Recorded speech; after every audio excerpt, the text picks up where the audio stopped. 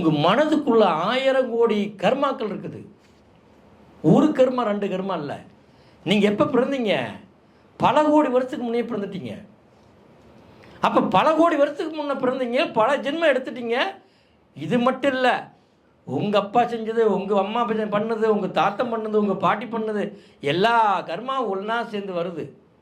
எல்லா கர்மாவும் சேர்ந்த பின்னால் தான் இங்கே வந்து உட்காந்துக்கிட்டோம். பின்னாச்சு இங்கே போனாலும் இடிக்குது, அங்கே போனாலும் இடிக்குது, இங்கே போனாலும் பண்ணுது, அதை பண்ணாலும் பண்ணுது. சாமி கும்பிட்டாலும் வரம் கிடைக்கல, நான் நினச்சது நடக்கலை, நான் நல்லா இருக்க முடியல, எனக்கே அப்படி நோய் வருது, எனக்கே அந்த பிரச்சனை வருது, எனக்கு ஜாதகத்தில் 7.5ன்னு சொல்லிட்டாங்க. அப்போ 7.5ல் 7.5 வருஷத்துக்கு நான் ஒன்றுமே இனிமேல் பண்ண முடியாது. எனக்கு ஜாதகத்தில் கேது நடக்குதுன்னு சொல்லிட்டாங்க. நீ ஏதாவது மனங்குழப்பமாகி அடிபட்டு போயிடுன்னு சொல்லிட்டாங்க. இல்லை, எனக்கு வந்து ஜாதகத்திலேயே வந்து ஆப்ரேஷன் பண்ண விதியாகி போச்சு. இதெல்லாம் நீங்களாக வந்து முழு எடுத்துக்கிற ஒரு விஷயம். நல்லா புரிஞ்சுக்கிங்க. ஜாதகம் உண்மை, நட்சத்திர உண்மை, ராசி உண்மை, அதையும் ஆளக்கூடிய விஷயம் நம்மக்கிட்ட இருக்குது.